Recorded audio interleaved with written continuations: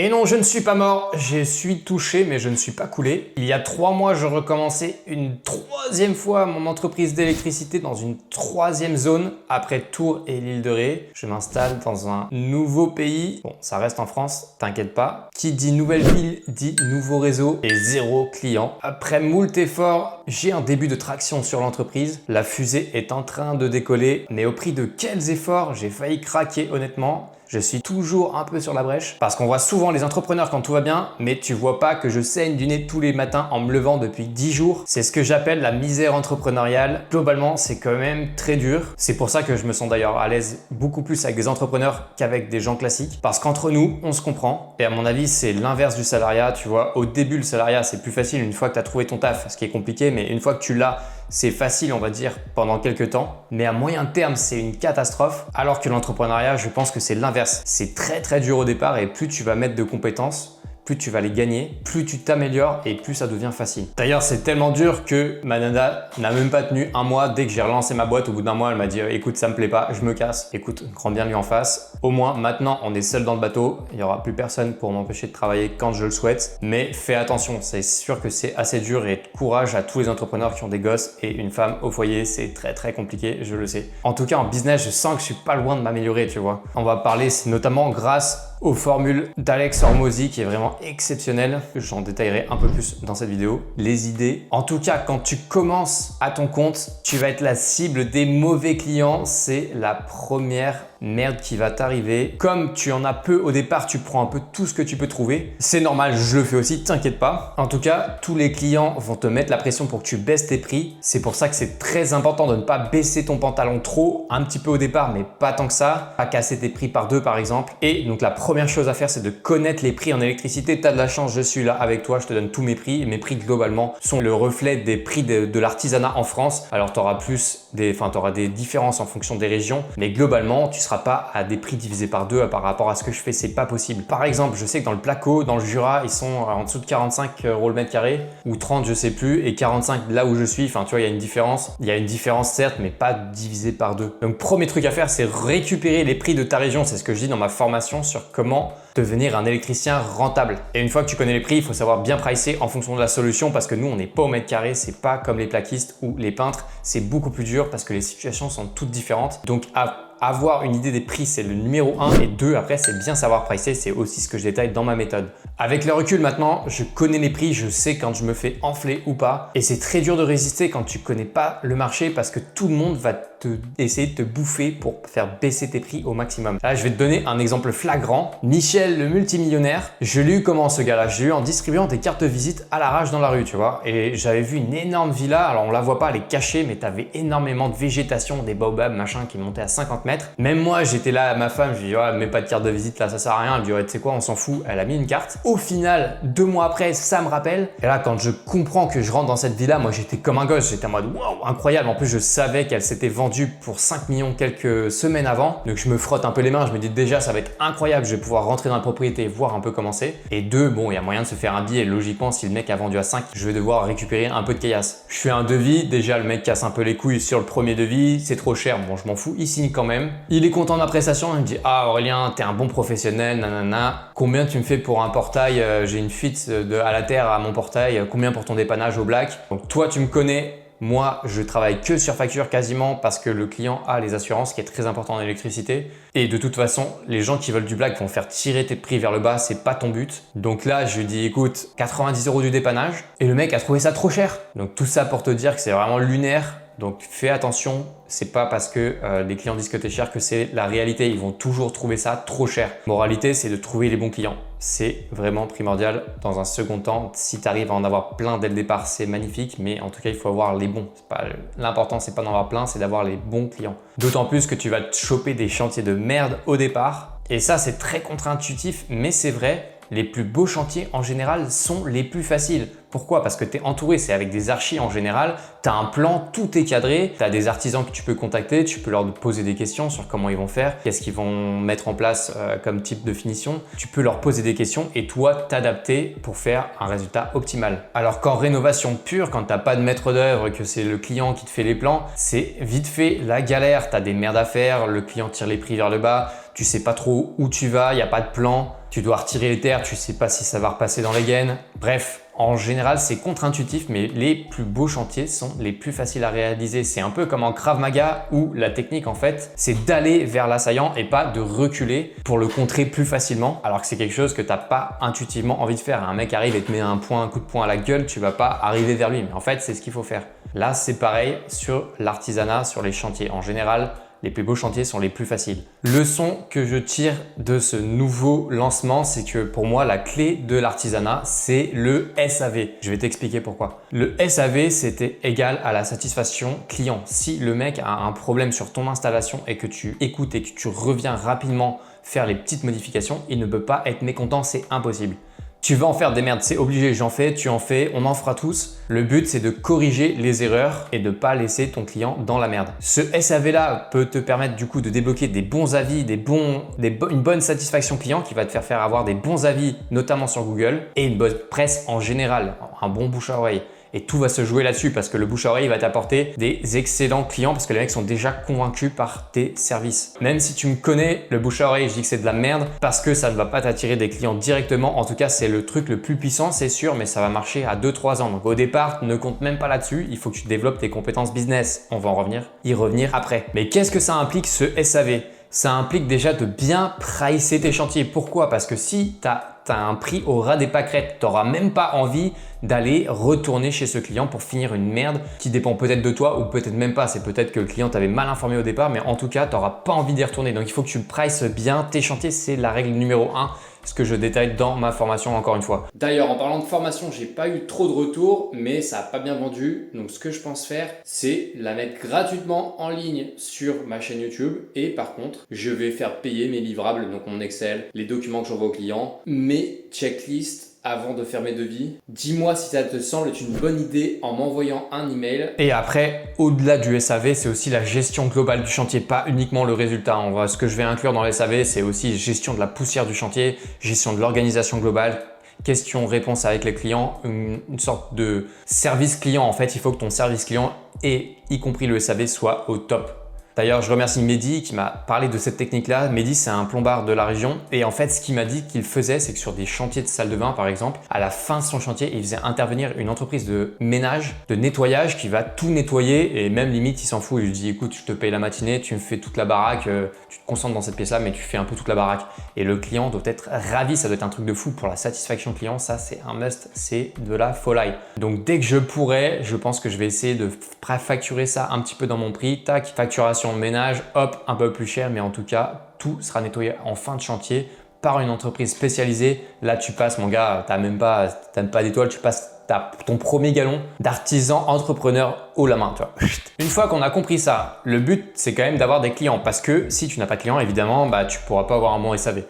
C'est là que le marketing intervient et la vente aussi. Comment trouver un client? C'est le problème numéro 1 des entrepreneurs.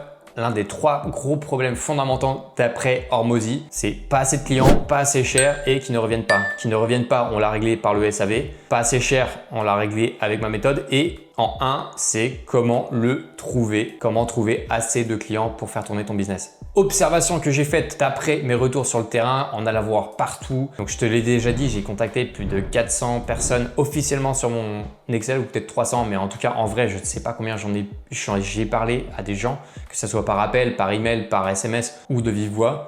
Ça doit se monter peut-être à 500, 600 peut-être. Tout ça pour faire les résultats dont on va parler juste après. En tout cas, j'ai vu au travers de ma prospection des boîtes qui n'avaient aucun problème pour avoir des clients, des grosses boîtes, c'était pas des petites boîtes. Ils me disaient qu'ils pliaient sous les devis, alors que pour les petits entrepreneurs, ça a l'air d'être la galère. J'ai un peu des retours à droite à gauche d'abonnés, de gars que je côtoie sur le chantier et c'est chaud pour les petits entrepreneurs. Plusieurs raisons à cela. La première, c'est qu'on n'a pas les mêmes marchés. Quand tu as une grosse boîte, tu as besoin de la récurrence. Nous, on n'a pas trop de récurrence. Récurrence, c'est quoi? C'est quand un business va revenir tout seul à toi. Par exemple, tu es une nana, tu as des poils, ça repousse. Tu vas chez l'esthéticienne une fois, 2 fois, tous les mois, tous les semaines, tu vas y retourner. Ton client, il est récurrent si tu fais pas de la merde et tu n'as plus besoin de chercher un client une fois que tu as trouvé ta base client. Et c'est exceptionnel en termes de business. Alors que nous, en général, on n'a pas ça. Les clients vont revenir, mais ça va être sur plusieurs années. Quand ils ne reviennent quasiment pas, s'ils ont fait leur baraque et qu'ils n'ont plus besoin de te demander leur service, tu ne réinterviendras plus chez eux. Donc, pas les mêmes marchés, ça déjà c'est un souci. Il faut trouver à introduire donc de la récurrence dans ton business. C'est plus facile quand tu es plombard, par exemple, tu peux faire de la maintenance de climatisation. En élec, c'est beaucoup moins courant, à part en industrie, mais moi je touche pas à ça. 2, les gens préfèrent passer par des grosses boîtes. Est-ce que tu as vu la différence des gens qui vont chez Carrefour et les gens qui vont directement chez les paysans? La différence est énorme. Les gens font plus confiance parce qu'ils sont fainéants, parce qu'ils préfèrent par facilité aller donc, au supermarché du coin plutôt que d'aller chez l'agriculteur. Pareil pour moi. Mais 3 surtout parce que les 2 premières, à la limite, c'est compliqué d'y toucher à part sur la question des marchés. Mais la 3e, c'est que les petits entrepreneurs ne font pas de marketing et ils sont pas bons en vente. Et ça, tu peux directement influer là-dessus. Tu es entrepreneur et pas seulement artisan. Il faut te marketer, trouver des clients, vendre tes services. Donc, marketing plus vente au départ crucial. Et si tu veux grossir, c'est exactement pareil. Sans marketing et vente, tu iras nulle part. Maintenant, on va passer à l'analyse de mes chiffres en février, 2500 en mars et quasiment 6 en avril. J'ai multiplié par 5 mon chiffre d'affaires sur le 2e mois, ce qui est correct, ce qui est logique parce que j'avais fait tellement bas sur le premier que forcément ça ne pouvait qu'exploser. Et multiplié par 2 encore en avril.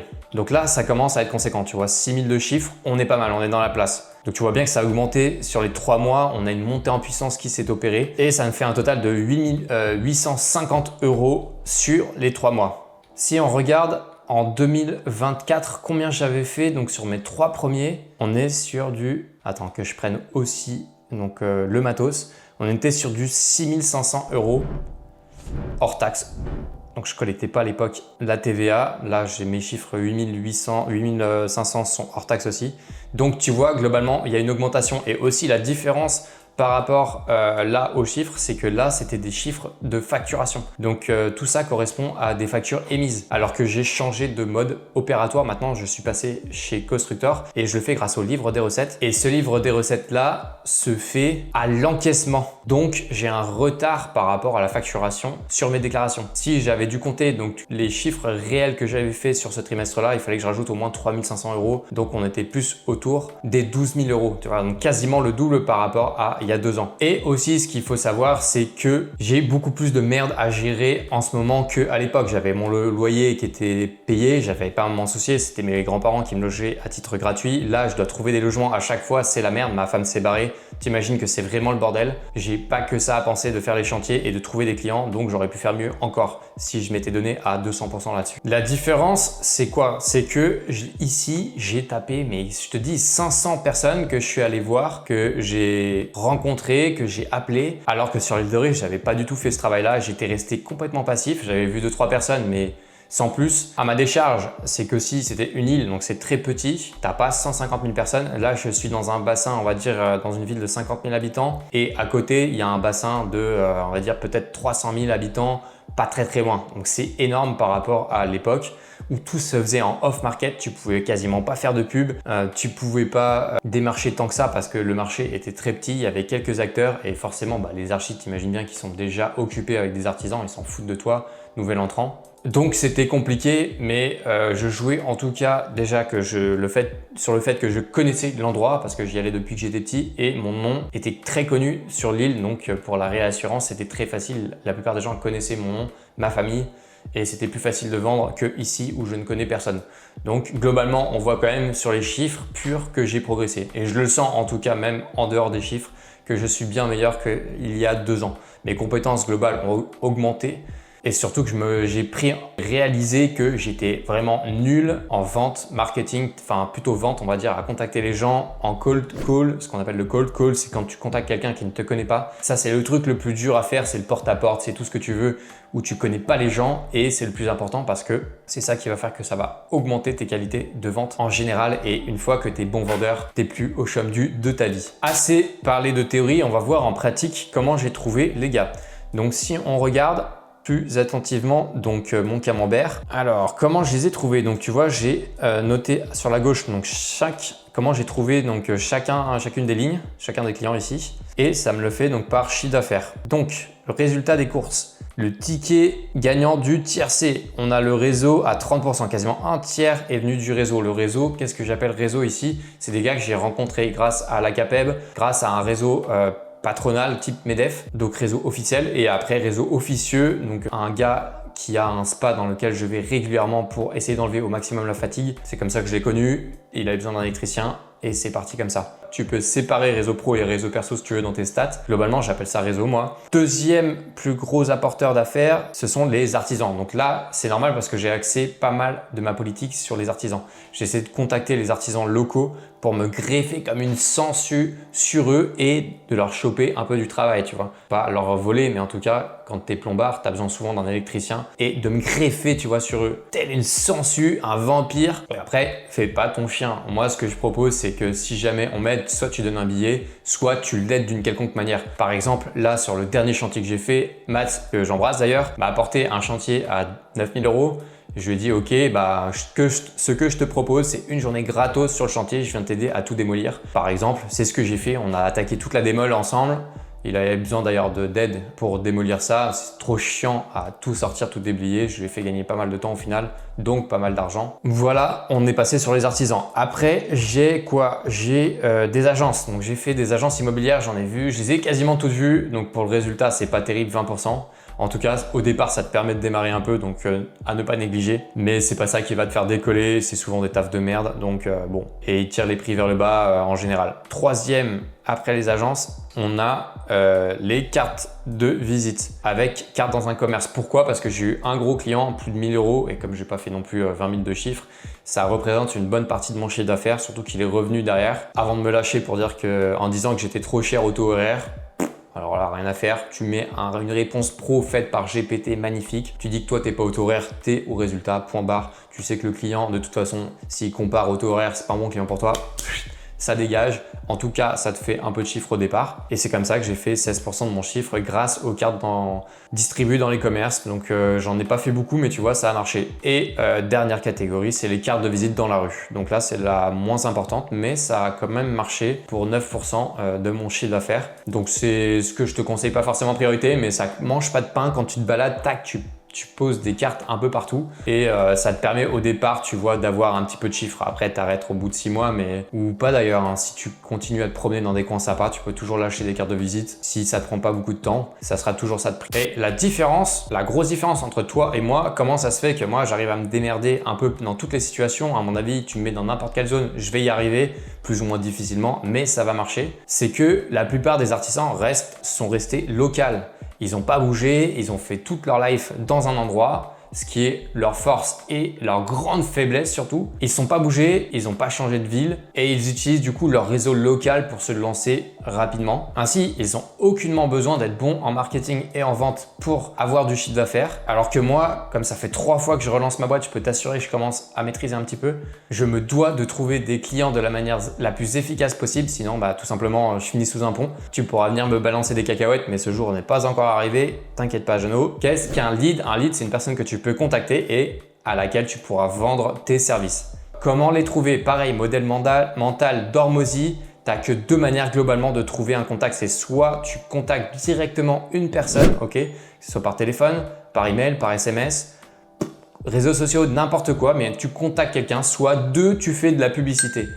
Dans la pub, j'inclus aussi les réseaux sociaux. C'est de la pub indirecte, tu ne vas pas payer, mais globalement, ça fait ta pub à travers les réseaux sociaux. Donc, c'est large publicité. Ça peut être à vie aussi Google, par exemple, qui est gratuite, mais en tout cas, 2 possibilités. Tu contactes des gens ou tu fais de la publicité. Et soit c'est toi qui le fais, soit c'est ce qu'il appelle Hormozy le Core 4. Les 4 principes, les 4 apporteurs d'affaires qui vont le faire à ta place. Lesquels sont-ils? Alors, le premier, le plus connu, c'est les clients, ce qu'on appelle le bouche à oreille classique, on va dire, quand les clients parlent de toi entre eux. C'est le 1. 2, des salariés, quand tu embauches quelqu'un qui va le faire pour toi, mais en général, si tu te lances, tu n'en es pas à ce niveau-là. Donc tu peux oublier. Le premier, c'est pareil, quand tu te lances bouche à oreille, tu vas avoir 0, donc tu peux oublier aussi. Troisième possibilité, ce sont les apporteurs d'affaires classiques. Donc par exemple artisans, maîtres d'œuvre, apporteurs business classiques, ceux qui font que ça, ils font que du réseautage et ils monétisent leur carnet d'adresses. Donc ça, tu peux taper dedans clairement. Moi, c'est ce que j'ai privilégié, donc les artisans notamment. Faut aussi taper dans les archives. Et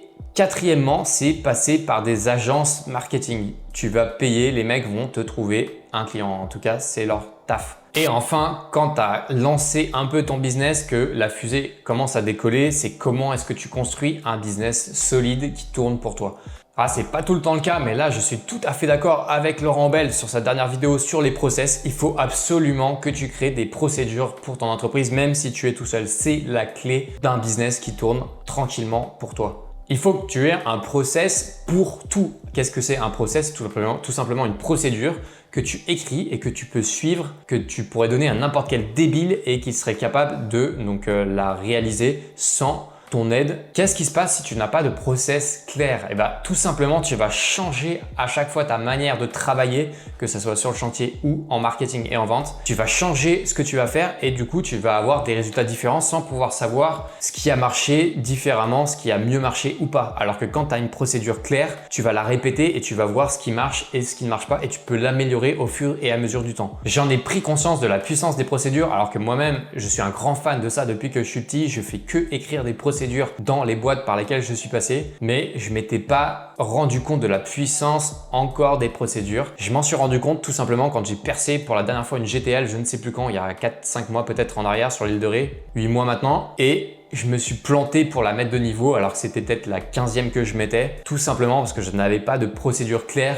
Et la procédure typiquement dans ce cas-là, c'est que tu perces un point, tu fixes ta GTL donc sur un point et après quand tu as ce point-là qui est validé, tu peux faire l'ensemble du reste des points. Tu vas beaucoup moins te planter plutôt que de tous les faire à la suite ou au tout départ. Il faut toujours suivre cette procédure. La dernière fois que je ne l'ai pas suivi pour poser un luminaire par exemple, je ne l'ai même pas mis droit. Donc absolument avoir sa procédure et s'y tenir. Tu as un peu l'impression d'être un foutu robot qui recommence tout le temps, mais c'est le prix à payer pour être bon. Voilà, quelle est la suite pour moi maintenant? La trésor repart à la hausse. Elle a été descendue à quasiment 2000 € je crois sur mon compte pro qui commence un peu à serrer des fesses. Là, elle est remontée à plus de 10. Alors ça va forcément baisser parce que tu sais, tu as des décalages de trésorerie, mais globalement, elle est repartie à la hausse bien, tu vois. En sachant que j'ai encore peut-être 7000 € à encaisser donc de chantier que je suis en train de faire ou que j'ai fini. Globalement, on est pas mal, mais je suis cramé. Ça m'a demandé beaucoup d'efforts, donc je pense que je vais me reposer après donc ça. Et là, j'ai pas arrêté la prospection, ce qui est très mauvais. La prospection, tu dois toujours la faire de manière régulière, sinon à un moment, tu vas avoir un creux. Globalement, ce qui se passe, c'est le cas pour moi, aussi pour toi. Tu fais ta prospection, tu as un chantier, tu fais ce chantier-là et donc du coup, tu n'as plus le temps de prospecter, tu ne prends plus le temps de le faire. Donc ça va refaire ça une fois que tu auras fait ton chantier, tu vas reprendre ta prospection et hop, ça va remonter. Et c'est absolument ce que tu veux éviter, mais c'est très dur, hein, honnêtement, de tout gérer. Moi, personnellement, j'y arrive pas. Donc tant pis, c'est pas grave, je vais arrêter là, j'ai arrêté la prospection, je vais pas la recommencer tout de suite. Je vais attendre déjà de retrouver un logement avant de commencer à remettre la gomme sur la prospection parce que de toute façon, je suis rincé et il faut que je trouve un logement si je veux pas finir sous un pont. Et après, je vais essayer d'optimiser toute ma vie. Je ne me déplace plus, je commande tout par internet, c'est fini. Les courses, les achats d'outils, le matos, je commande tout, je ne me déplace plus dans aucun magasin. Première chose. J'essaie d'optimiser donc la gestion du ménage.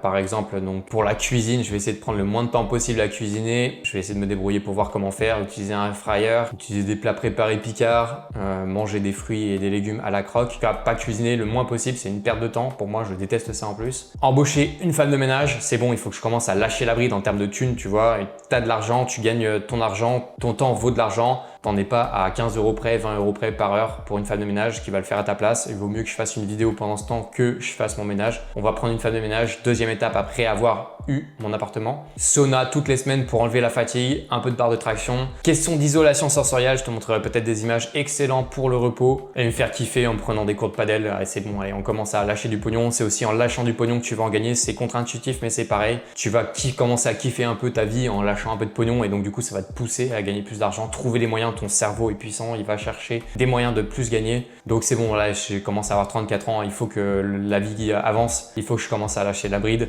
On va envoyer un peu de pognon à droite à gauche. Continue en tout cas le réseautage dans ma zone parce que c'est pareil, je vais pas rester électricien toute ma vie, tu t'en doutes. Donc on va continuer au max le réseautage et on va essayer de continuer les vidéos, améliorer les process, répéter.